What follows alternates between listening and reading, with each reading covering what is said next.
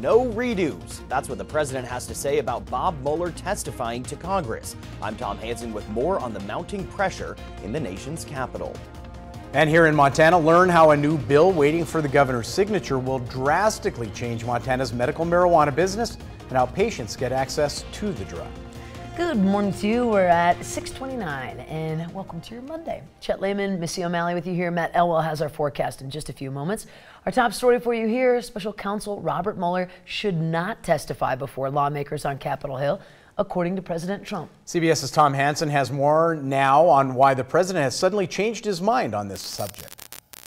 President Trump has reversed course, now insisting Special Counsel Robert Mueller should not testify before Congress. On Friday, the president said that he'd leave Mueller's testimony up to his Attorney General William Barr, who was asked about it last week by the Senate Judiciary Committee. I've already said publicly I have no objection to him. But yesterday, the president rejected that stance, tweeting, quote, Bob Mueller should not testify, no redos for the Dems. Earlier in the day, both Democrats and Republicans took to the Sunday morning political shows, saying they're eager to hear from the author of the 448-page investigation. He is the fact witness here. He was the one that conducted the investigation over 2 years, spending well over $30 million, had all the assets in place with a grand jury and everything. He's the one that is the central figure here. On Fox News Sunday, House Judiciary member Democrat David Cicilline said that a tentative date of May 15th has been set for Mueller to testify. The White House has so far indicated they would not interfere with Mr. Mueller's attempts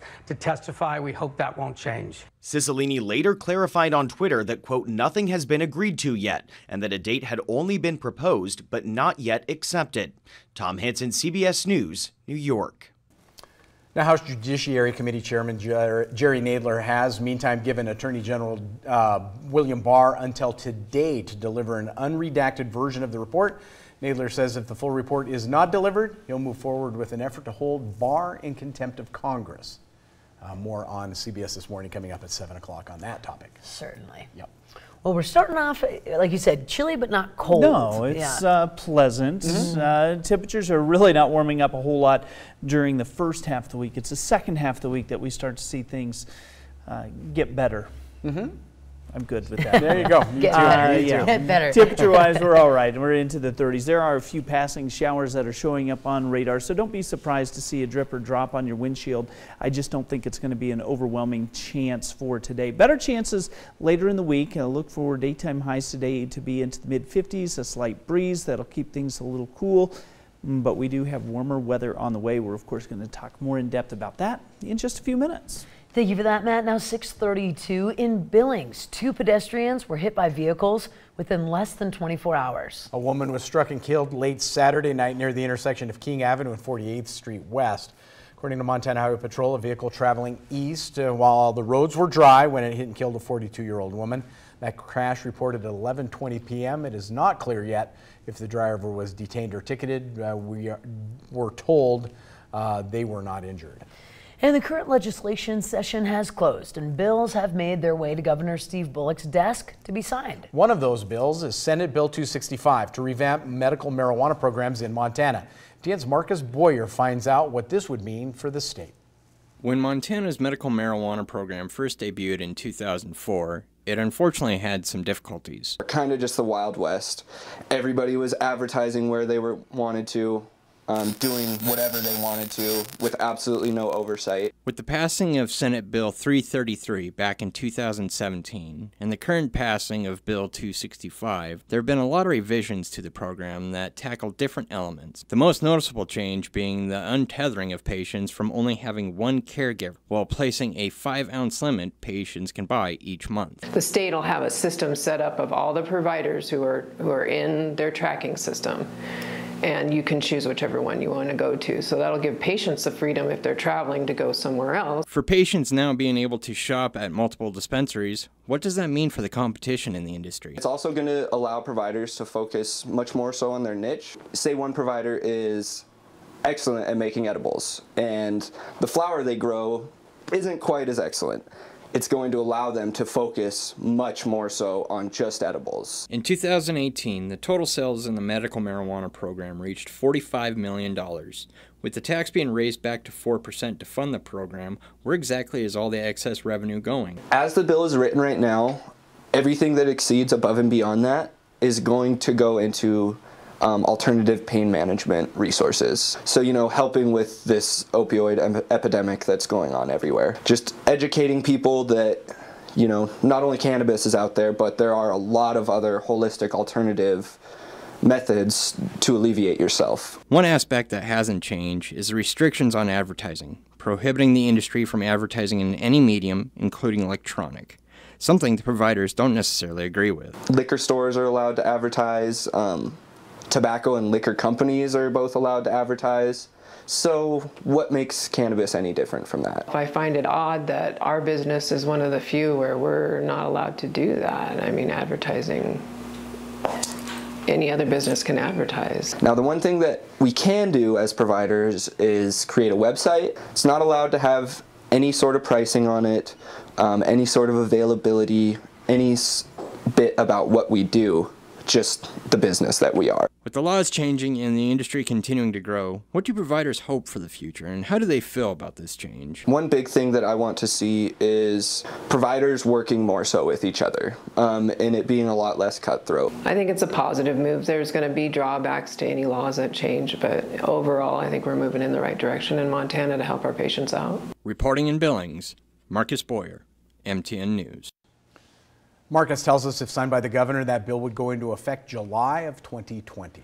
And new technology at the Billings Clinic is making life for some laboring moms a little bit easier. It's a wireless fetal monitor attached to the belly and tracks mom and baby throughout the delivery process, minus all of those cords.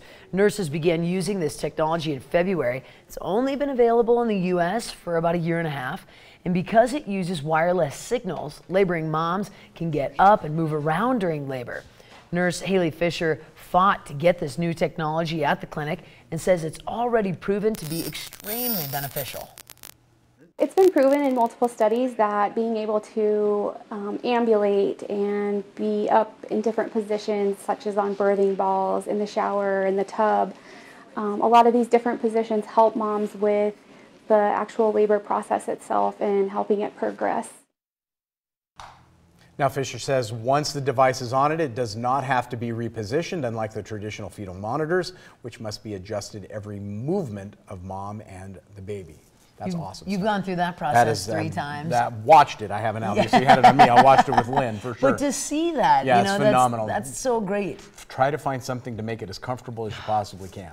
Big fan. Yes, yeah. Absolutely. Yeah. And technology has changed the way we live in countless ways. Now, access to information and inspiration has fundamentally changed the team at Licati Architects and how they approach their work. This week Under the Big Sky, Jerry Licati shares how the Licati look has evolved and continues to evolve. Under the Big Sky is sponsored by Rocky Mountain Vein Clinic and Markovich Real Estate. Back in the 90s, we had a Licati look. It sold a lot of projects for us, but once we got there, I went, uh-oh. That whole idea of rediscovering yourself, we really do take that pretty seriously. We still use stone, we still use metal, we still use glass, but it's interpreted a lot differently today than what it was 10 years ago, what it was 5 years ago. What we bring to the table, it changes every project because every client is different, whether it's commercial or residential, and that is the fun part for us. So really what we're going to design in 10 years, I don't know what it's going to be. The sky is the limit. At a press of a button, we can see what's being built in Dubai. We can see an interesting building being built in downtown San Francisco. That might influence something. And not only do we draw from that, our clients draw from that. So I've been here since 1978. I've seen a lot of growth. I've seen a lot of people come in. Maybe I didn't understand this when I was younger, but it really diversifies all of our thinking, the way we live, and we don't get stuck in the fact that everything needs to be a log home. I want to feel like I'm in Montana, but at the same time, I want it to be clean, I want it to be crisp. That influence mixed with the fact that they want to be here because they love the lifestyle. I think our area really is special. What's important is the people that are here. Yeah, it does offer a lot in all the natural things we have. It's a cool place, but it's only cool if you meet people. It happens pretty quickly here. People just let their guard down. And of course, you can watch and re-watch all of our Under the Big Sky stories by visiting our websites. Fascinating human. Great stuff. Yeah, got some stories to tell. Absolutely. No doubt about it. We do have to take a quick break.